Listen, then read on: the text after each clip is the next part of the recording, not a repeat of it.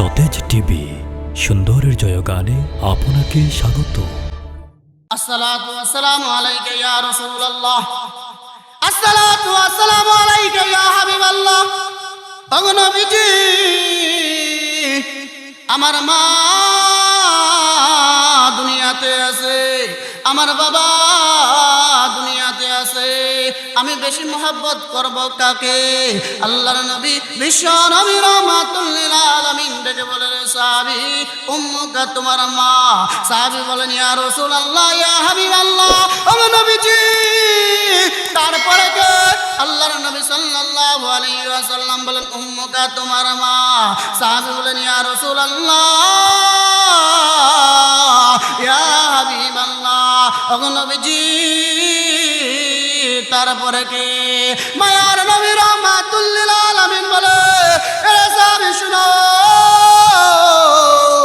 তারপর হলো তোমার মা উম্মুকা। তিনবার বলার পরে সাহাবী দেখে বলেন, নবী গো,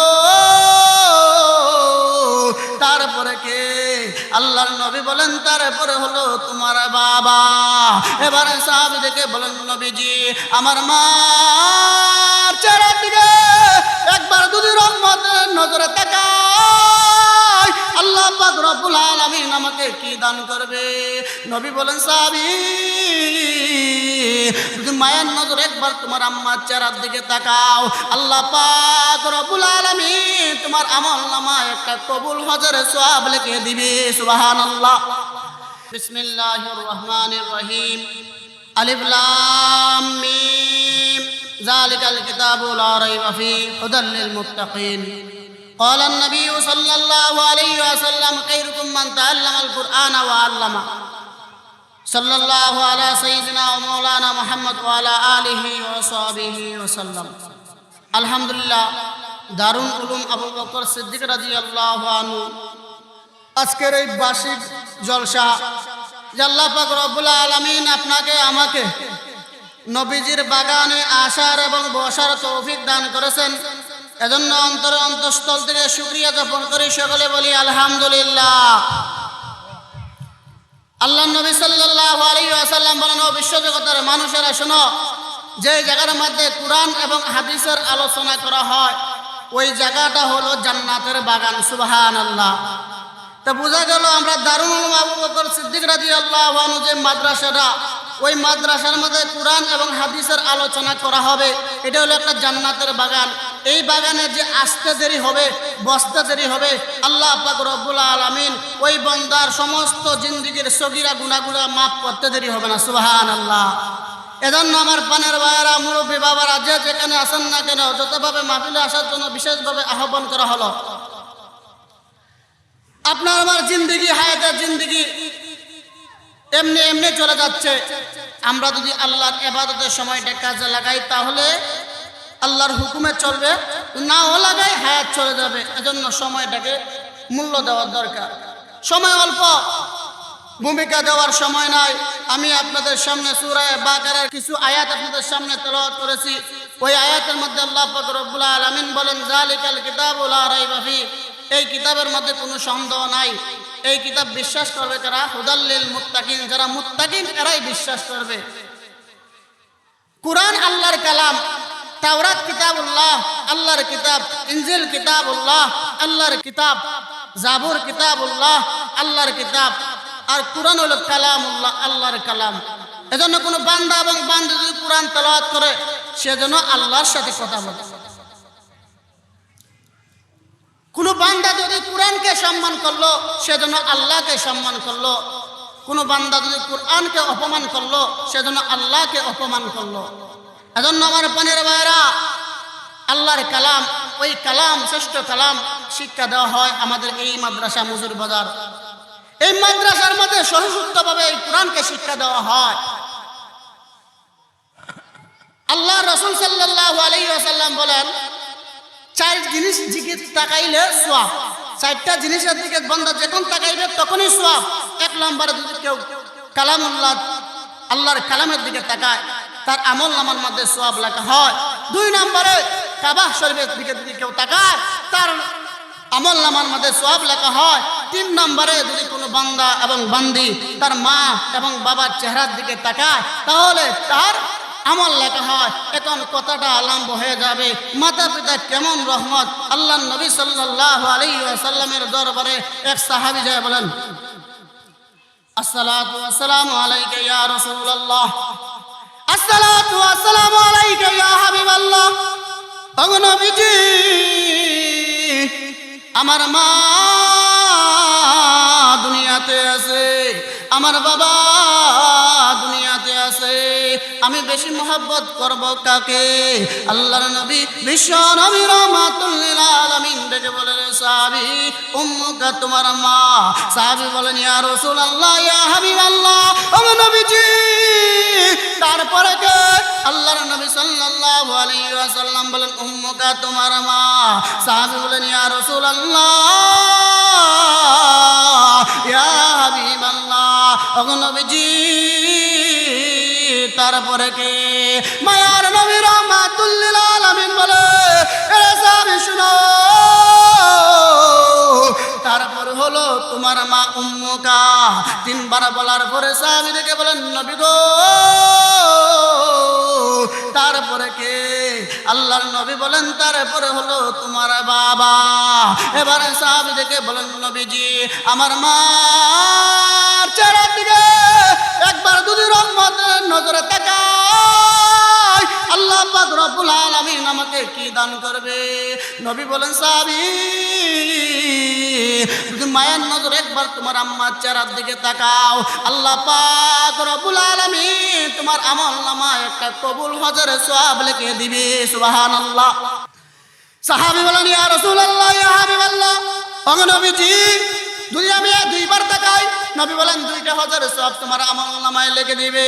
সাহাবী বলেন, ইয়া রাসূলুল্লাহ, ইয়া হাবিবাল্লাহ, যদি 3 বার তাকাই, নবী বলেন 3 বার তাকালে 3টি হজ, তোমার 3টি হজের সওয়াব তোমার আমল নামায় লিখে দিবে। নবী বলেন, নো আমার সাহাবী শুনো, যদি 10 বার তাকাও 10টা হজের সওয়াব তোমার আমল নামায় লেখা হবে। সাহাবী বলেন, ও নবীজি, যদি 1000 বার তাকাই, নবী বলেন 1000 হজের সওয়াব তোমার আমল নামায় দেওয়া হবে। সুবহানাল্লাহ। এজন্য মাতা পিতার চেহারার দিকে তাকাইলে একটা কবুল হজের সওয়াব মিলে। মাতা পিতা কেমন রহমত। মাতা পিতার সাথে যারাই বিয়াদবি করেছে এরাই নাফরমান, দুনিয়াতে নাকাম হয়েছে। জ্বলন্ত ইতিহাস আমাদের সামনে তুলে ধরা আছে।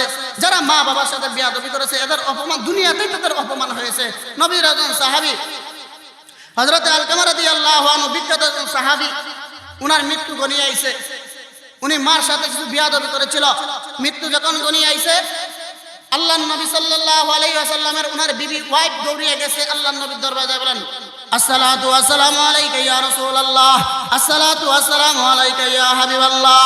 ও নবীজি, আমার স্বামী আলকামা, আপনার স্বামী আলকামা মৃত্যু তো ঘনিয়ে এসে কিন্তু কলিমা মুখ দিয়ে বার হয় না। মায়ার নবী রাহমাতুল লিল আলামিন হযরত বেলালকে ডেকে বলে, বেলাল, আলকামার বাড়িতে জলদি করে চলে যাও, তাড়াতাড়ি চলে যাও।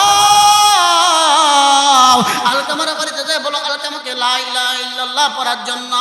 হযরত বেলাল রাদিয়াল্লাহু আনহু দৌড়িয়ে চলে যায়, আলকামার বাড়িতে চলে যায়। স্লো আলকামার দরবারে যায় বলেন, আলকামা পড়ো লা ইলাহা ইল্লাল্লাহ। শেষটা যখন করে কিন্তু কলিমা মুখ দিয়ে বার করতে পারে না। নবীজির সাহাবী হযরত বেলাল রাদিয়াল্লাহু আনহু দৌড়িয়ে চলে গেল আল্লাহর নবী সাল্লাল্লাহু আলাইহি ওয়াসাল্লামের দরবারে। বলেন, নবী গো, আপনার সাহাবী আলকামাকে চেষ্টা করলাম কিন্তু কলিমা মুখ দিয়ে বার করতে পারলাম না। নবীজি বলেন, সাহাবায়ে কেরাম চলো আলকামার বাড়িতে চলে যাই। নবী সমস্ত সাহাবায়ে কেরামকে নিয়ে আলকামার বাড়িতে আসলো। আলকামার বাড়িতে এসে বলেন, আলকামার বিবিকে ডেকে বলে, ও আলকামার বিবি, আলকামার মা কি কোনো দুনিয়াতে আছে নাকি? আলকামার বিবি ডেকে বলেন, আল্লাহ নবী গো, আলকামার বাবা নাই কিন্তু মা আছে, বৃদ্ধ। নবীজি বললেন, ওই বৃদ্ধ মহিলা যদি আসতে পারে বলবে আসার জন্য, যদি না আসতে পারে আমি মুহাম্মদুর রাসূলুল্লাহ যাব। এখন আলকামার বিবি দৌড়িয়ে যায় বলছে ওনার শাশুড়িকে, আল্লাহর নবী আমাদের মজলিসে এসেছে, আমাদের বাড়িতে এসেছেন, এখন আপনি যদি যাইতে পারেন যান, না যেতে বললেন নবীজি আসবে। আলকামার মা লাঠির মধ্যে বর দিয়া আল্লাহ নবী সাল্লাল্লাহু আলাইহি ওয়াসাল্লামের দরবারে যায়, বলেন আসসালাতু ওয়াসসালামু আলাইকা ইয়া রাসূলুল্লাহ, আসসালাতু ওয়াসসালামু আলাইকা ইয়া হাবিবাল্লাহ। মায়ার নবী রাহমাতুল লিল আলামিন ডেকে বলে, আরে আলকামার মা, তোমার আলকামা কেমন ছিল? এবার আলকামার মা ডেকে বলেন, নবী আমার, আপনার সাহাবী আলকামা কেমন ছিল আপনি তো ভালো জানতেন। এবার আলকামার মাকে নবী বলেন, আমার সাহাবী তো ভালো, খুব নেককার, খুব পরেজগার, বড় মুত্তাকিন। এবার আলকামার মাকে জিজ্ঞাসা করে, যদি নেককার মুত্তাকিন হইয়া থাকে কেন তার মুখ দিয়ে কলিমা বাড়ায় না? আলকামার মা ডেকে বলেন, ও আমার নবী, আমার ছেলে তো বড় ভালো ছিল, বড় পরেজগার ছিল, মুত্তাকিন ছিল। একদিন আমার অন্তরের মধ্যে আঘাত দিয়েছে। আমি আল্লাহর কাছে জিজ্ঞাসা করেছিলাম, দোয়া করেছিলাম, আল্লাহ আমার ওই সন্তানকে দুনিয়াতে কোনো কষ্ট দিবা না। আল্লাহ আমার ওই সন্তানকে জাহান্নামের আগুনে ফালাইও। আল্লাহ আমি তার প্রতি বেজার। নবী বলেন, মা দোয়া কবুল হয়ে গেছে, আপনি যদি আলকামাকে মাফ না করে দেন জাহান্নামের আগুন থেকে কেউ তাকে বাঁচাইতে পারবে না। এবার আলকামার মা ডাক দিয়ে বলেন, নবী গো, আমি তার জন্য মাফ করবো না, তাকে মাফ করে দিব না। নবী বলেন, সাহাবায়ে কিরাম, এক জায়গার মধ্যে লাকড়ি দলা করতে থাকো, এক জায়গার মধ্যে যখন লাকড়ি দলা করা হোক, ওই লাকড়ির মধ্যে আগুন ধরাইয়া দাও, ওই আগুনের মধ্যে আলকামাকে নিক্ষেপ করে পেল। এই অবস্থার মধ্যে লাকড়ি যখন দলা করা হয়েছে, আলকামাকে যখন ওই আগুনের মধ্যে নিক্ষেপ করবে, আলকামার মা ডেকে বলেন, নবী আমার, আমার সন্তান দুনিয়াতে আমার চোখের সামনে আগুনে জ্বলবে, আমি সহ্য করতে পারতাম না গো নবী। ও নবী, আমি আমার আলকামাকে মাফ করে দিলাম। সাহাবায়ে কেরাম বলেন, ওরে বিশ্বজগতের মানুষেরা শুনো, ওই সময় আলকামার মুখ দিয়ে জারি হয়ে গেছে, লা ইলাহা ইল্লাল্লাহু মুহাম্মাদুর রাসূলুল্লাহ। আলকামা রাদিয়াল্লাহু আনহুর মুখ দিয়ে কলিমা জারি হয়ে গেছে। বুঝা গেল, মার সাথে যারাই বেয়াদবি করবে তারাই দুনিয়াতে বেজ্জত হবে, আখিরাতেও বেজ্জত হবে। এজন্য আমার পানের ভাইয়েরা, মা বাবা যারা আছে খতম করা দরকার। নবী অন্য হাদিসের মধ্যে বলেন, ওই ব্যক্তির উপরে আমার লানত, ওই ব্যক্তির উপরে আমি বদদুয়া করলাম যে ব্যক্তি রমজান মাস পাইয়া তার গুনাহ, তার জীবনের সমস্ত গুনাহ মাফ করাইতে পারছে না, তার মতন হতভাগা দুনিয়াতে নাই। 2 নম্বরে, ওই সমস্ত মানুষ যারা মা বাপ পাইয়া জান্নাত কামাই করতে পারছে না, তার মতন হতভাগা দুনিয়াতে নাই। 3 নম্বরে, ওই সমস্ত মানুষ যারা আমি নবী সাল্লাল্লাহু আলাইহি ওয়াসাল্লামের নামটা শুনে সাল্লাল্লাহু আলাইহি ওয়াসাল্লাম বলছে না, তার মতন হতভাগা দুনিয়াতে নাই। এজন্য আমরা সময়কে কদর করার দরকার। আমাদের আম্মা, আমাদের আব্বা যারা আছে, আম্মাকে সম্মান করা, আব্বাকে সম্মান করা, আব্বা যা বলে তার কথাগুলো মানা, আম্মা যা বলে তার কথাগুলো মানার দরকার আছে। যদি মানতে পারি, মা যখন আমার প্রতি খুশি হয়ে যাবে, মা যখন খুশি হবে আল্লাহ খুশি হবে, আল্লাহ খুশি হয়ে গেলে আমাকে জান্নাত দিয়ে দিবে। নবী বলেন, দুনিয়ার যে সমস্ত বান্দা এবং বান্দার মা এবং বাপ নাজার থাকে, দুনিয়ার সমস্ত পীর বাবা যদি তার খুশি থাকে, তারপরে সে ব্যক্তি জান্নাত পাবে না। আল্লাহ বেজার, নবী বেজার, তার পক্ষে আমি নবীজি সুপারিশও করবো না, নাউজুবিল্লাহ। এজন্য আমাদের মা বাপের খেদমত করার দরকার। ঘটনা বলে শেষ করা যাবে না মা বাবার ব্যাপারে। হযরত ওসকুরুনি রহমাতুল্লাহি আলাইহি নবী যুগের মানুষ, কিন্তু সাহাবী হইতে পারেন নাই। নবীকে যুগের মানুষ মা বাবার খেদমত করতে গিয়া নবীকে দেখতে পারে নাই, তারপরেও কি ওসকুরুনি রহমাতুল্লাহি আলাইহির দাম কি কমে গেছে? কমে নাই। আল্লাহর নবী ইন্তেকালের সময় উনার একটা জুব্বা ওসকুরুনিকে হাদিয়া দিয়ে গেছে, উনাকে হাদিয়া দিয়ে গেছে। কারণটা হলো ওসকুরুনি রহমাতুল্লাহি আলাইহি আল্লাহর নবীর একজন খাস আশিক ছিল। আল্লাহর নবী সাল্লাল্লাহু আলাইহি ওয়াসাল্লাম ওসকুরুনি রহমাতুল্লাহি আলাইহি কে আবু বকর রাদিয়াল্লাহু আনহু, উমর রাদিয়াল্লাহু আনহু কে ডেকে বলেন, রে উমর, রে আবু বকর, আমার আশিক ওসকুরুনিকে জুব্বাটাকে দিবা আর তার জন্য দোয়া করবা, আমার উম্মতের জন্য দোয়া করার জন্য। আবু বকর রাদিয়াল্লাহু আনহু ডেকে বলেন, ওগো নবীজি, ওয়াসকুরুনিকে কিভাবে চিনব নবীজি বর্ণনা দিয়ে দিলেন। আবু বকর ওমর রাদিয়াল্লাহু আনহু হযরত ওয়াসকুরুনির বাড়িতে গেলেন। ওয়াসকুরুনির বাড়িতে যাওয়ার পরে সালাম দিলেন। সালামের উত্তর যখন লাইলো দেখে বলেন কে আপনি? বলেন আমি নবী সাহাবী আবু বকর, আমি নবী সাহাবী ওমর। আপনার নাম কি? ওয়াসকুরুনি বলেন হ্যাঁ, আল্লাহর নবী মৃত্যুর সময় আল্লাহর নবীর জুব্বাটা আপনাকে হাদিয়ে দিয়ে দিয়েছে। এবার ওয়াসকুরুনি রাহমাতুল্লাহি আলাইহি ডেকে বলে, আরে আবু বকর, আরে ওমর, নবীজি যখন যুদ্ধের ময়দানে গিয়েছিল নবীর কোন দাঁত মোবারক ভেঙেছিল, শহীদ হয়েছিল? আবু বকর বলেন আমার ইয়াদ নাই, স্মরণ নাই। হযরত ওয়াসকুরুনি রাহমাতুল্লাহি আলাইহি ৭৫টা লইয়া ৩২টা দাঁত দিয়া ভেঙে বলেছে। ওমর ডেকে বলে, রে আবু বকর, জুব্বা বাবার বিশিষ্ট ব্যক্তি তো ওই ব্যক্তি, যুব্ব তো ওই ব্যক্তি পাইতো, ওই ব্যক্তি নবীর আশিক, নবীর জন্য পাগল, নবীর জন্য ৩২টা দাঁত ভেঙে ফেলেছে। এবার আবু বকর ডেকে বলেন, আবু বকর ডেকে বলেন আল্লাহর নবী বলেছেন উনার উম্মতের জন্য দোয়া করার জন্য। হযরত ওয়াসকুরুনি রাহমাতুল্লাহি আলাইহি ওযু করে নামাজের মধ্যে সিজদায় পড়ে যায়। সিজদায় পড়ে যায় বলেন আল্লাহ নবীর উম্মতগুলোকে maaf করে দাও। আল্লাহ রাব্বুল আলামিন ডেকে বলেন, আরে ওয়াসকুরুনি 3 ভাগের 1 ভাগকে maaf করে দিলাম। আমার ওয়াসকুরুনি বলেন মালিক, আমি সিজদা থেকে কল্লা তুলব না, নবীর উম্মতগুলোকে তুমি maaf করে দাও। আল্লাহ বলেন ওরে ওয়াসকুরুনি আমি 2 ভাগ উম্মতকে maaf করে দিলাম। এবার শয়তান শব্দে বলতেছে, রে ওয়াসকুরুনি তুমি সিজদায় পড়ে কাঁদতেছো, ওই জায়গার মধ্যে নবী সাহাবী আবু বকর, নবী সাহাবী উমর দাঁড়িয়ে আছে, এদেরকে মেহমানদারি করাইবা না। ওয়াসকুরুনি রাহমাতুল্লাহি আলাইহি মাথা সিজদা থেকে নামাজ শেষ করে আবু বকরকে যায় বলেন, ভাই আবু বকর, আরে উমর শুনো, আল্লাহর দরবারে আমি দোয়া করেছিলাম, আল্লাহ পাক নবীর 3 ভাগের 2 ভাগ উম্মতকে maaf করে দিয়েছে, 1 ভাগ বাকি রয়েছে, শয়তান আমাকে ধোঁকা দিয়ে দিয়েছে, এর জন্য আমি চলে আসলাম। এবার ওয়াসকুরুনি রাহমাতুল্লাহি আলাইহি এত বড় বুজুর্গ কিভাবে হইলেন? এত বড় বুজুর্গ কিভাবে হইলেন? উনি মার খেদমত করার কারণে